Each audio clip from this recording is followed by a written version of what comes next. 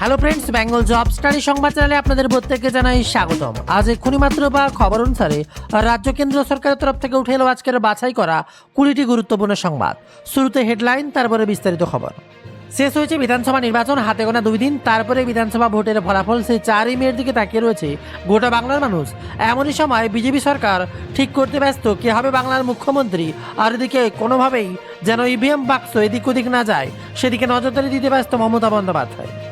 রাতের ঘুম উড়িয়ে ইভিএম মেশিনের দিকে তাকিয়ে যেন সিসিটিভি ফুটেজ ঠিকভাবে কাজ করছে তো, কোনোভাবেই নড়াচড়া হচ্ছে না তো ইভিএম। আর এদিকে গেরুয়া শিবিরের দল আর রাত জেগে ব্যস্ত কাকে করবে মুখ্যমন্ত্রী বাংলার, বললেন বাংলার মুখ্যমন্ত্রী মমতা বন্দ্যোপাধ্যায়।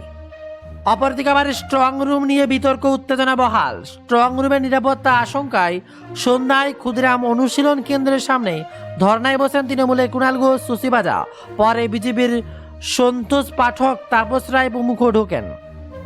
তৃণমূল গুজব ছড়াচ্ছে, অভিযোগ তোলেন তাপস। জয় শ্রীরাম ধ্বনিতে ইন্ডোর স্টেডিয়াম চত্বরে সরগরম হয়ে ওঠে। পাল্টা জয় বাংলাও শোনা যায়। পরে পুলিশ ও আদাসনা এসে অবস্থানকারী সবাইকে তুলে দিয়েছে। উত্তেজনা বহাল রয়েছে এখনও।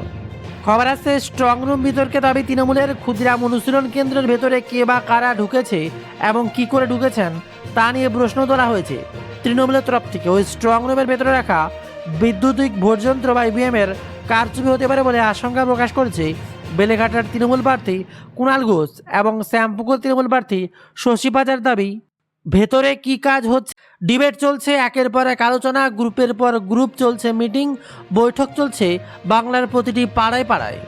চায়ের দোকান থেকে মদের ঠেক, সব জায়গায় এবার একটাই, কে আসবে বাংলার ক্ষমতায়। এমনকি পাগল করে দিচ্ছে ভোটের এক্সিট পুলও। বরাবর বাংলার এক্সিট পুল যেখানে একদিকে ঝুঁকে থাকতো, এবার যেন 2 এক্সিট পুল দুদিকে ঝুঁকে। কেউ বলছে তৃণমূল, কেউ বলছে বিজেপি, তবে কোনোভাবেই মাথা তুলে দাঁড়াতে পারছে না বামেরা।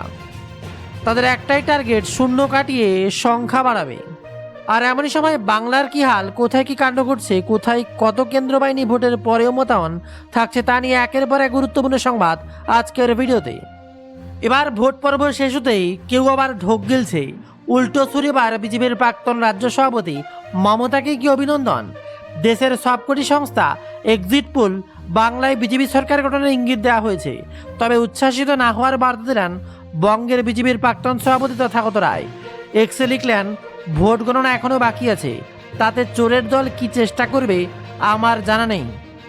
2021-এর কথা কোনোভাবেই ভুলবেন না। শিম্পাঞ্জির উপর পশ্চিমবঙ্গের বিজেপির দায়িত্ব ন্যস্ত ছিল। সেবেলা 12:30টার সময় আত্মসমর্পণ করে, এবার যেন সেরকম না হয়। আর অপরদিকে আবার নির্দেশ সিও মনোজের, দ্বিতীয় দফার ভোট মিটতেই দিকে দিকে অশান্তির খবর। ভোট পরবর্তী হিংসা রুখতে এবার নজরদারি বাড়তেই বাংলার মুখ্য নির্বাচন অধিকারী কেমনই দায়িত্ব মনোজ কুমার আগরওয়ালের। বৃহস্পতিবার প্রশাসনের উচ্চপদস্থ কর্তাদের সঙ্গে বৈঠকে বসেন বাংলার মুখ্য নির্বাচন অধিকারী। ভোটের পর যারা ঝামেলা পাকিয়েছেন তারা রাতেই তাদের গ্রেপ্তার করতে হবে, ভার্চুয়াল বৈঠকে নির্দেশ দেন মনোজ। তবে এবার ভবানীপুরের স্ট্রং রুমের পাহারা এবার বাংলার মুখ্যমন্ত্রী মমতা বন্দ্যোপাধ্যায়। বিকেলে ইভিএম পাহারার জন্য দলের নেতাকর্মীদের সতর্ক করে দিয়েছিলেন মমতা বন্দ্যোপাধ্যায়। সন্ধ্যায় নিজেই পৌঁছে গেলেন শাখাওয়াত মেমোরিয়াল স্কুলের স্ট্রং রুমে। 8 ঘন্টার বেশি সময় সেখানে বসে রয়েছেন তিনি। কারচুপি বা গোলমালের খবর না থাকলেও তৃণমূল নেত্রী নিজের সশরীরে পরিদর্শনে যাওয়ায় রাজ্য জুড়ে স্ট্রং রুম নিয়ে বাড়তি সতর্কতা ছড়িয়ে পড়ে তৃণমূলের সংশ্লিষ্ট কর্মীদের মধ্যে। এবার ভবানীপুরের স্ট্রং রুমের পাহারায় বাংলার মুখ্যমন্ত্রী মমতা বন্দ্যোপাধ্যায় তা যেন নজির করে দিলেন। আর এদিকে স্ট্রং রুমে তুমুল নিরাপত্তা। বুধবার পশ্চিমবঙ্গের দ্বিতীয় দফার ভোট গ্রহণ সম্পন্ন হয়েছে। আগামী 4ই মে ঘোষণা হবে তার ফলাফল। পোলিং বুথ থেকে ইভিএম, ভিভিপ্যাট পৌঁছে গিয়েছে বিভিন্ন জেলার স্ট্রং রুমে। 800 নিরাপত্তার বলে মুড়ে ফেলা হয়েছে ডিসিআরসি সেন্টারগুলো। এবার সিসিটিভির মাধ্যমে চলছে নজরদারি। স্ট্রং রুম পাহারা দিচ্ছেন কেন্দ্র বাহিনীর জওয়ান ও পুলিশ কর্মীরা। আশেপাশের এলাকায় 163 ধারা মোতায়েন করা হয়েছে প্রশাসনের তরফ থেকে। অপরদিকে আবার ভিডিও বার্তায় আত্মবিশ্বাসী মমতা। বৃহস্পতিবার বুথ ফেরত সমীক্ষা নিয়ে ভিডিও বার্তায় সে মমতা বন্দ্যোপাধ্যায় বললেন, আপনারা নিশ্চিত করে বলতে চাই যে টিভিতে দেখাচ্ছে গতকাল বেলা 1টা থেকে 8 মিনিটে বিজেপির অফিস থেকে সেই সার্কুলার জারি করা হয়েছে। টাকা দিয়ে বলা হয়েছে ওটা দেখাতে, জোর করে সংবাদ মাধ্যমে এটা করতে বাধ্য করা হয়েছে। আমরা 226 ক্রস করব, 230ও পেয়ে যেতে পারি। মানুষ যেভাবে ভোট দিয়েছেন আমার পুরো ভরসা আছে শেষ হয়ে গেল বাংলার বিধানসভা ভোট, গোটা বাংলায় এবার উত্তেজনা। কে আসবে ক্ষমতায় তা নিয়ে যখন চলছে চুলচেরা বিশ্লেষণ, এমনই সময় ভোটের হিংসার খবর যেন কারো মাথায় আসছে না। যদিও কেন্দ্র বাহিনী মোতায়েন রয়েছে এখনো বাংলায়। বাংলার মসনদে কে বসবে, নীলবাড়ির লড়াইয়ে কে এবার এগিয়ে, একের পর এক দল এবার অন্য কথা বলছে। রিপাবলিক বাংলা তো 2026 সালের বিধানসভা নির্বাচন ও 2021 সালের মতো আগে থেকে এগিয়ে রেখেছে। তাদের চোখ বন্ধ করে গেরুয়া শিবিরের দিকে আঙুল যাচ্ছে। আর গোটা ভারতের এক্সিট পোলের দিকে নজর রাখলে বাংলায় কেউ এগিয়ে রাখছে বেশিরভাগই বিজেপিকে, আবার কেউ কেউ তৃণমূল। তবে সার্বিকভাবে অনেকেই মনে মনে করছেন এবার তৃণমূলের দিকেই কিছুটা বাংলা ঘেঁষে। অর্থাৎ বাংলার বুকে আবারও ক্ষমতায় ফিরবেন বাংলার মুখ্যমন্ত্রী মমতা বন্দ্যোপাধ্যায়। শত মানুষের জন্য তার চেষ্টা বিফল যাবে না এমনই মনে করছে। ইতিমধ্যে একের পর এক এক্সিট পোল আপনারা শুনেছেন, তবে বর্তমানে ভোট শেষ হতেই কোথায় কি কাণ্ড করছে তার দিকে নজর রাখতেই হবে। তবে তা আলোচনার পূর্বে এক ঝটকায় ছোট্ট করে ভোট স্পেশাল এক্সিট পোল না দিলে কি হয়, দেখে নেব চাণক্য স্ট্র্যাটেজি এবার কাকে এগিয়ে রাখছে, ক্ষমতায় গিয়ে তৃণমূল, বিজেপি নাকি অন্যান্য। চাণক্য স্ট্র্যাটেজি বলছে তৃণমূল পাবে 130 থেকে 140, বিজেপি পাবে 150 থেকে 160, আর অন্যান্য পাবে 6 থেকে 10টি। অর্থাৎ তাদের স্ট্র্যাটেজিতে এগিয়ে রয়েছে বিজেপি 150 থেকে 160, অর্থাৎ তারাই ক্ষমতা দখল করে নিচ্ছে। 148 এখানে রাউন্ড ফিগার। আর তার মাঝে আবার পিপলস পালস বলছে তৃণমূল কংগ্রেস পাবে 178 থেকে 189টি আসন, বিজেপি পাবে 95 থেকে 110টি আসন এবং অন্যান্যরা পাবে 1 থেকে 4টি আসন। তবে ম্যাট্রিজ বলছে অন্য কথা, 125 পাবে তৃণমূল, 125 থেকে 140, আর বিজেপি পাবে 146 থেকে 161, অন্যান্য পাবে 6 থেকে 10টি আসন। সব মিলিয়ে বোঝা যাচ্ছে না কোথায় যাবে বাংলার পরিস্থিতি। এদিকে আবার পি মার্ক বলছে তৃণমূল 118 থেকে 138, বিজেপি পাবে 150 থেকে 175, অন্যান্য 2 থেকে 5টি আসন। সেই সাথে প্রজাপোল পাচ্ছে তৃণমূলের 85 থেকে 110টি আসন, বিজেপি 178 থেকে 208টি আসন, অন্যান্য পাবে 0 থেকে 5টি আসন।